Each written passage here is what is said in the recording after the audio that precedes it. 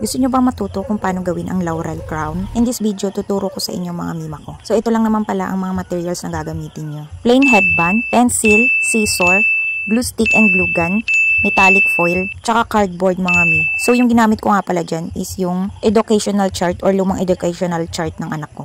So as you can see mga mima ko, nag-drawing lang ako dyan ng parang lips, parang mata mga mi. Tapos gugupitin ko yan para mas madaling gamitin siyang pan-trace or pan-drawing sa mga gugupitin mo o mga gagamitin mo na lips. Saktong-sakto nga pala itong mga mi para sa mga gagamitin nyo kasi mag-UN na nga pala. Para sa mga mahihilig na mami mag-DIY ng mga costume ng mga anak nila, perfect na perfect to. At kung napadaan to sa inyo, baka sign na to mga mima ko na gumawa na din kayo ng laurel crown nyo. Or kung trip nyo lang din gayahin, is gawin nyo na din. Malay mo naman din sa susunod, kailanganin nyo na. Kinalahati ko na nga lang muna pala yung cardboard dyan kasi medyo nahihirapan ako sa pagkukupit kung sobrang haba naman ng cardboard. So sa pagtitrace ko nga pala ng leaves dyan mga bi, walang exact number kung ilan yung ititrace mo dyan. Kasi nakadepende siya mga mima ko kung gaano kalalaki yung magagawa mong leaves. Kung malalaki naman yung mga nagawa mong leaves, di onti lang din yung magagawa mong pattern kasi malalaki na yun. Madali niya na kasi yung ma-occupy yung headband nun. Kaya onti na lang yung magagamit mo nun. Yung sa case ko naman mga mi, medyo katamtaman lang yun. Kaya medyo madami din yung nagawa ko. So ayan nga, natapos nga kupitin yung mga na-trace natin. Bumalik naman tayo dito sa ating metallic foil. Kumuha lang tayo ng pilmong sasakto dun sa mga nagupit mo.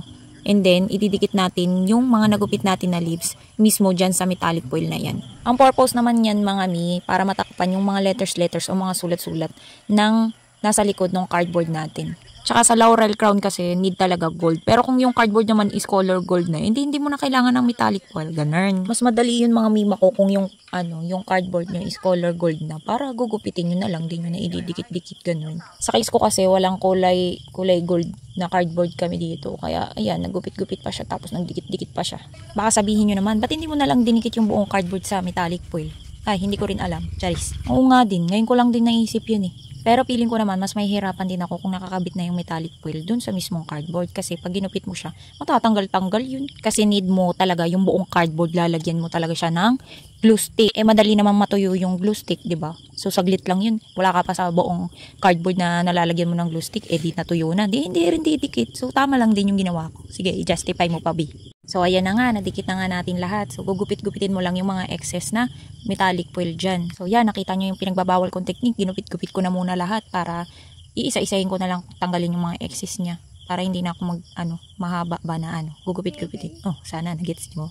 Nakakatuwa lang isipin na nagbabalik din ako sa mga pa-craft ko. Kasi dati talaga mahilig talaga ako gumawa ng mga kung ano-ano. Mga DIY, ganun. Kaya natutuwa din ako pag mayroong mga program yung anak ko kasi nakakapag-DIY ulit ako, ganun. Mas challenging nga lang dito kasi nasa province ako. So, limitado lang yung mga gagamit ko. So, ayan na nga tayo mga mi. Ikakabit na natin yung lips doon sa mismong headband. Nasa sa inyo yan mi kung paano nyo ipa-pattern yung lips kung depende sa inyo kung anong trip nyo, ganun. So, sa akin, ganyan ko lang. Inuna ko muna sa kabila tapos ginawa ko din yung kabila para magpantay ba siya, ganyan.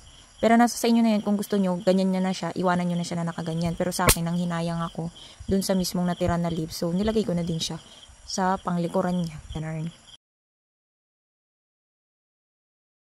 Ayan yung mga natira ko na leaves. So, ilalagay ko na rin siya sa likuran ng headband para hindi naman awkward tingnan kung may maiiwan na black spot dyan.